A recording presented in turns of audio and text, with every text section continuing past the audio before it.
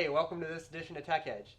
Today we're going to be talking about the new MacBook Pro, what we like, what we don't like. Should you spend your tax return money on it? Maybe, maybe not. Then we're going to get into some tech news, and then we're going to go to the game room and see what first-time gamer Alison Burns, see what she can do with our Pacman machine.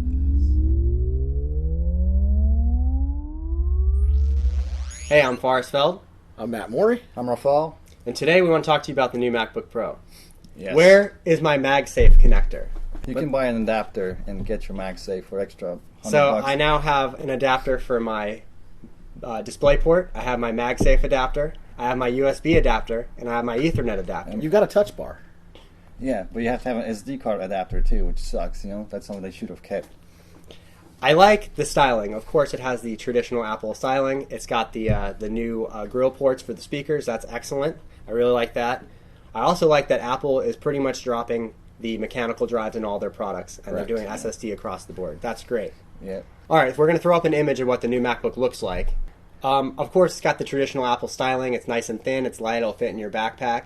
It'll bend in half when you drop it, which is traditional Apple. We all love that. Yeah, I like the space gray. I think that's, very modern color, so I like that one. Why do you think they took away the Apple on the back? Because they were trying to make it thinner. And also they removed the dong at the you don't have the dong anymore when it boots up. Oh, you mean the chime? Yeah, the chime is gone. I call it a chime. It's a chime. In Poland, they Chime. call it a dong. Yeah, it sounds like a dong. Rafal misses the dong today.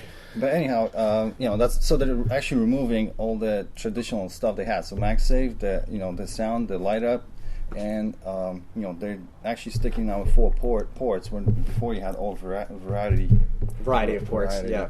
So, and for our older people watching the video, there's no CD drive in here.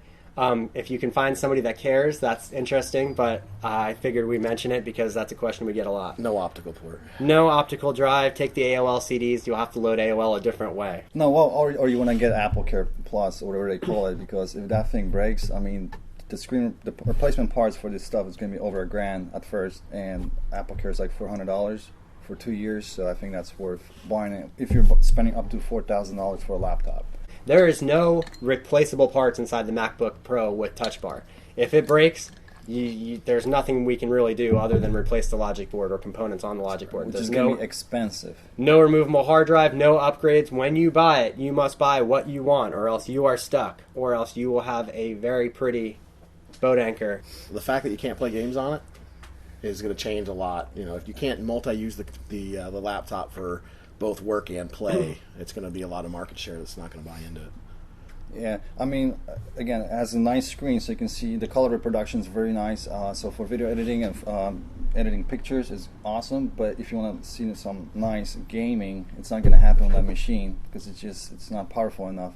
Unless you get the external video card, which is another $1,000. So you're spending $5,000 on a laptop. That's not really Usable. versatile, to run around and play games.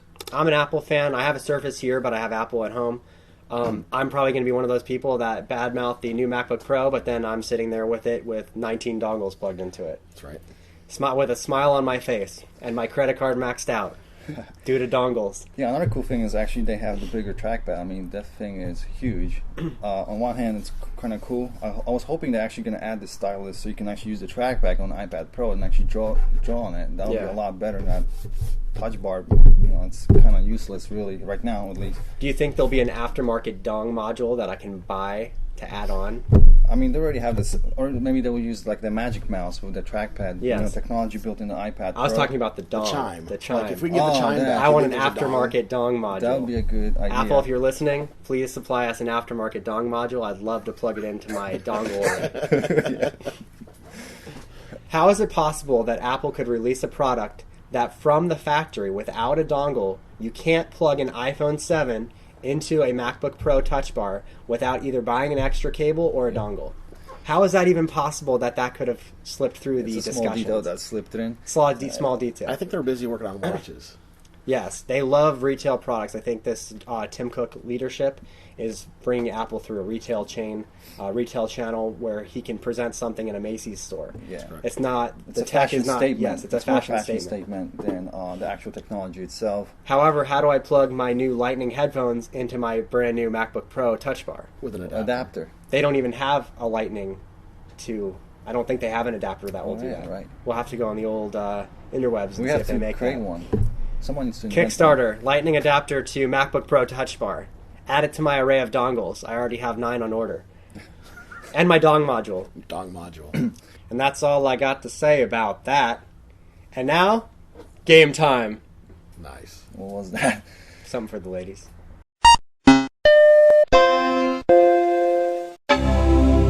Alison's made fun of me for a really long time because I play a lot of video games. Like, a lot. Video games, like hours and hours of video games. And she's never played video games. No.